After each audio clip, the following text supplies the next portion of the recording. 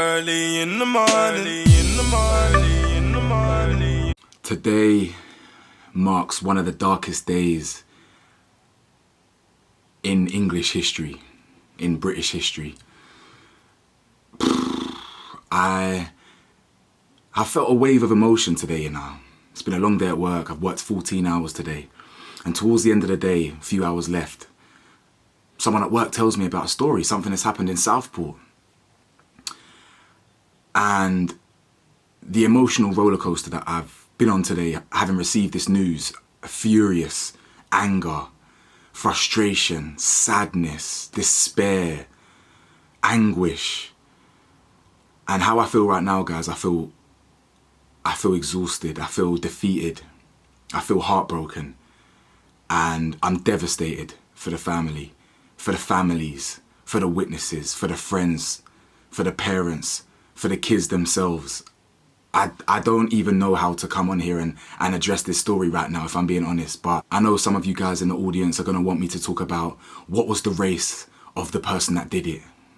Some of you guys in the audience are going to want me to talk about immigration, borders. This is all the borders for. This is all because we bring in immigration.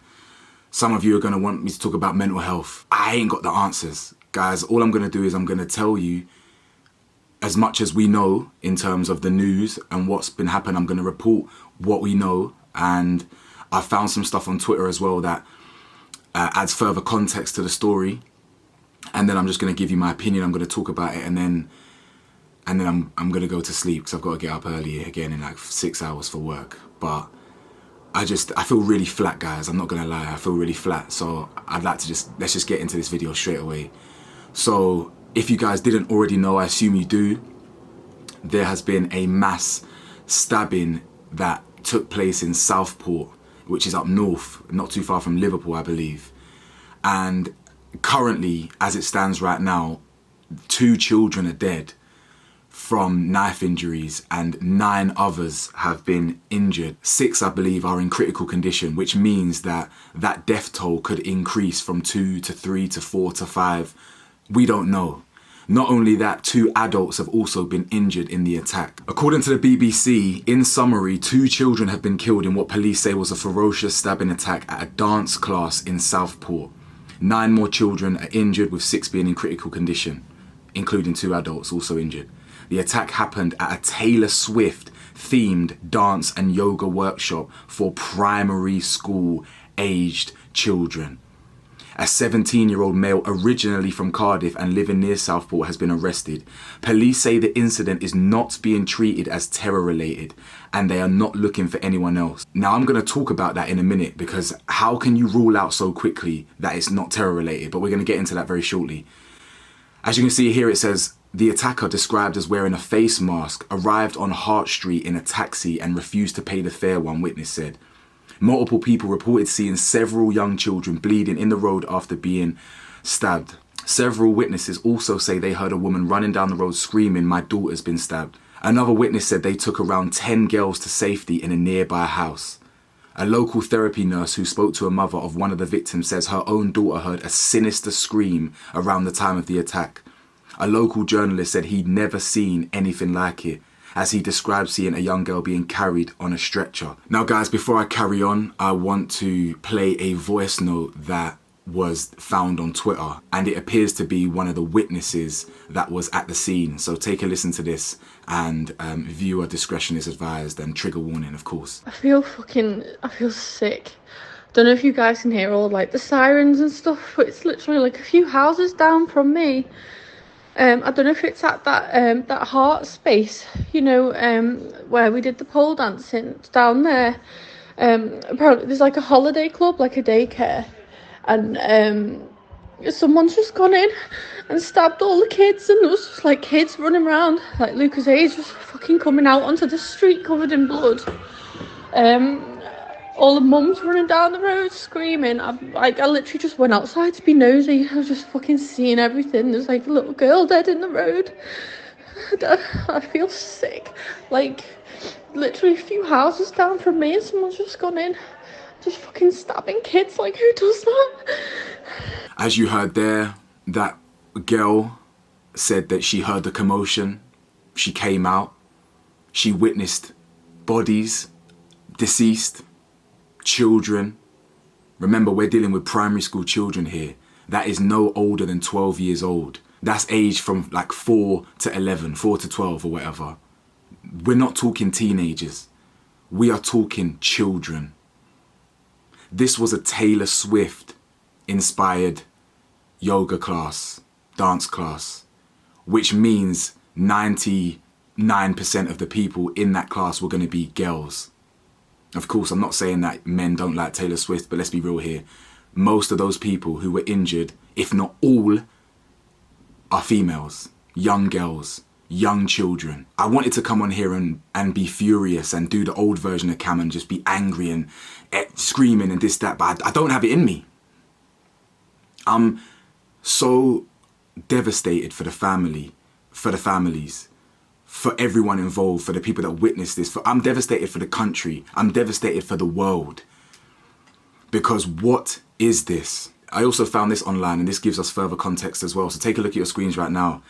It says, my 2 youngest children went to a holiday club this morning in Southport for a day of fun, only for a migrant to enter and murder/fatally wound multiple children. My kids are fine. They are shocked and in hysterics, but they are safe. My thoughts are with the other 30 kids and families that are suffering right now. If there's any time to close the borders completely, it's right now. Enough is enough. What can I say? When it comes to this border politics, I don't really have an opinion, if I'm being real, guys. I don't really know much about it.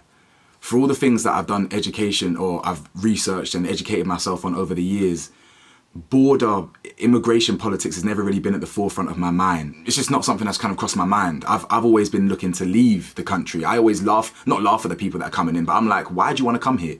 Yeah, people truly believe that this place is the motherland, the place of opportunity, the place where there's jobs, the place where there's free NHS. And people in this country believe that.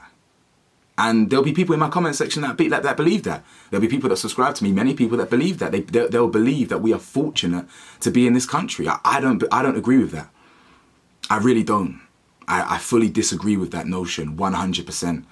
The countries that I've been to are rich in culture, rich in family, rich in love, safety, nature, things that I value. I don't value working for a corporation. I don't value waiting 2 years for a doctor's appointment because it's free. Before I even talk about the state of this country and whatnot, let's talk about who the alleged person is. Now, according to Twitter, this suspect goes by the name of Ali Al-Shikati. And apparently he was on the MI6 watch list and was known to Liverpool Mental Health Services. He was an asylum seeker who came to the UK by boat last year, apparently. Now, loads of tweets are saying this, but I don't know this to be true. You know how the internet works. One person tweets something and they all run with it and say, this is what it is. The MI6 were aware of him. He came over to our country and did this. Guys, I don't know. Guys, I haven't got the answers for you. Because anything I say is only going to fuel more division.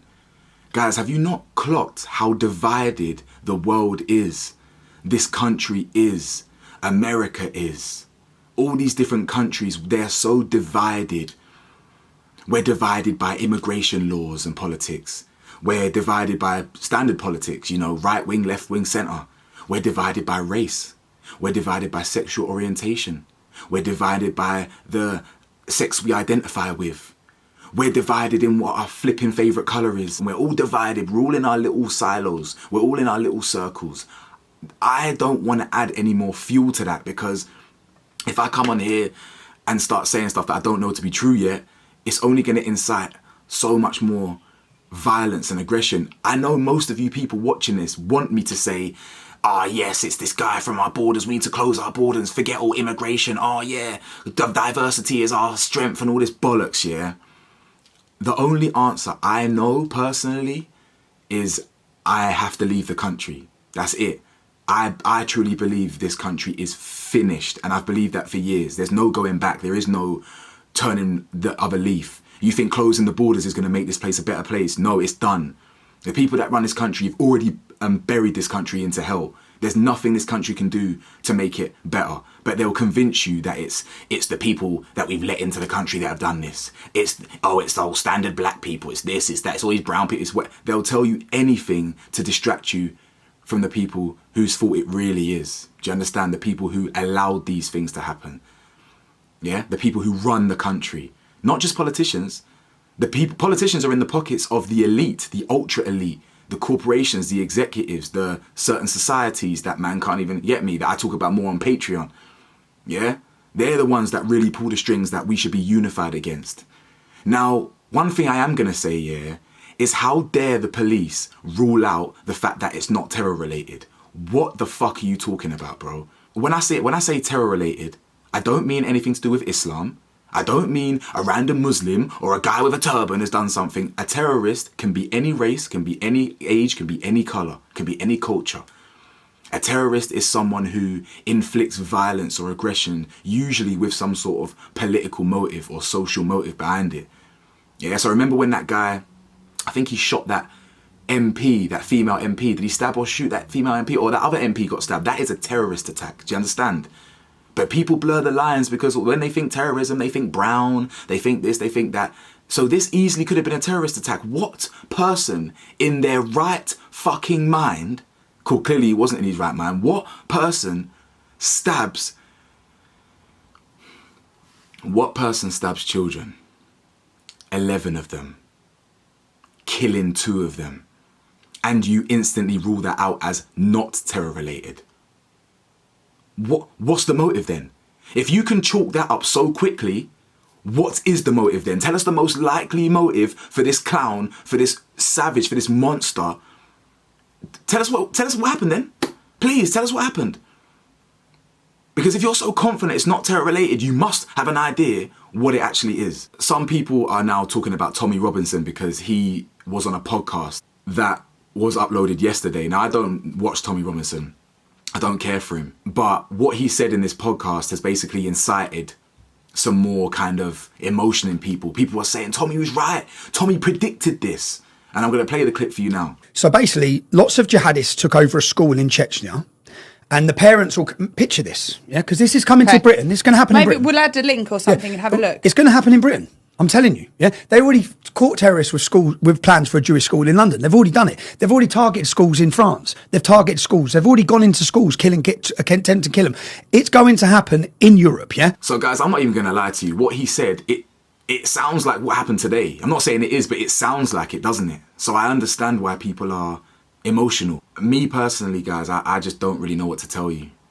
You know, I'm really struggling with this one today, personally. Because I can only imagine the pure horror and pure fear that everyone involved felt, from the children to the parents, the teachers of the class, the friends, the family, the witnesses. Hear that woman's voice note. She's crying from what she's seen. That's the repercussions of what is happening in the streets. Whether it's terror related, whether it's just mental health related, whether it's gang related. This is the real life repercussions of this violence. And I don't have the answers for you guys. I don't. My only answer is to leave the country. Now, I posted a little community post earlier when I was fuming, and I was disappointed with one of the comments on there. The comment said something like, oh, man thinks it's so easy to leave the country. And I thought that was a very weird comment to make. Like, how can that be the first thing you'd say and actually post that? I don't know, that's weird. That's spooky to me, innit? It's not hard at all, in fact. What's difficult, however, is breaking the defeatist attitude that this country has manifested in you. The defeatist attitude that you're locked into. What's difficult is breaking out of the societal conditions that being born and raised in this country does to you. That's what's difficult. Getting on a plane and leaving is not difficult. Even if you've got a mortgage, rent the house. Yeah, whatever reason you can give me why leaving this country is hard, I will give you a reason why it's not. What's hard is breaking the mental prison you're in. It's not the feasibility of it. You're talking about, some people say, you need money, broski. I don't have that much money. The reason why I tell you I'm the realest on YouTube is not because I tell you how it is, because I'm so honest and transparent about myself. I come on here and I tell you that I'm broke. I come on here and tell you that I've been addicted to drugs and alcohol. I tell you when my mental health's in the gutter. I don't come on here and fake it and tell you, and willy-nilly and all this, like all this Mr. Beast stuff. Mr. Beast is all God and Jesus and yeah, he does all this, and then it turns out he's an absolute monster like the rest of them. I come on here and tell you the real. And you don't need to be rich to leave. Southeast Asia is dirt cheap. Go to Vietnam. Live a beautiful, peaceful life with friendly people where there's no stabbings. Bali, Thailand, Laos, Cambodia. So when I tell you it's easy to leave, it is. But what's difficult is the trap. This country is a trap. It entraps you. The debt it gets you in. The credit card debt. The mortgages. All these things are designed to keep you here for the long term. I don't have no mortgage. You know what I'm saying? I can leave. This country, it convinces you that we're modern. We're civilized. Oh no, we're advanced. We're not like them. We're much better than them. We're not like them. We've got all this. We've got all this technology. We've got all these wonderful things. They say we're privileged. They say we're modern. I disagree. We ain't. We ain't. We've gone backwards. Leaving this country is easy if you actually want it. That's a fact. Don't start leaning on, I've got kids that are in primary school and they need to do this. I've got this and I've got that. If you want it, it will happen. That's it. But at the same time, some people may want to fight. Some people may want to unify. And you know what? I don't disagree with you. I would want nothing more than for this country to unify. Black, white, Asian, trans, flipping, left side of the politics, right side of the politics, to unify. Forget, if I march, I might get fired. Forget, if I do this, I won't get paid. Yeah, if we could break out of that, hand in hand, unify, all whatever it is, 12 million of us in London, all 60 million of us in the UK, however big it is, I can't remember how big the UK is, all 50 million of us, whatever, 40 million of us, if we unified and marched on the government, I would love nothing more. And I will be there, front line. Facts. But that will never happen because of years and years of brainwashing. I can't go march because I've got work the next day. How am I gonna? Because we've got bills to pay. Because this whole trap that this whole place is. If we could unify, that would be great. But it's of my belief, guys. It's my opinion that this country is finished. And when I mean finished, I mean there's no going back. We really have entered a new space and it's no good. I don't want no kids here. I don't want my friends here. I don't want my family here, and I don't want myself here. So I will be gone by the end of the year because I can't keep this place, the cloud over my head, being here. Am I reporting on 11 guys? Yeah? I bet you if you heard that 11 kids in Palestine just died, you'd be like, oh my God, that's a bit of a shame, but it's kind of a war-torn country and that, yeah? But look at it. Look at us. It's in our borders. It's in our streets. Knife fights. 11 children being stabbed by a 17-year-old. Girls. Hits us harder when it's in our borders, innit? I know you lot feel it more when it's in our country, innit?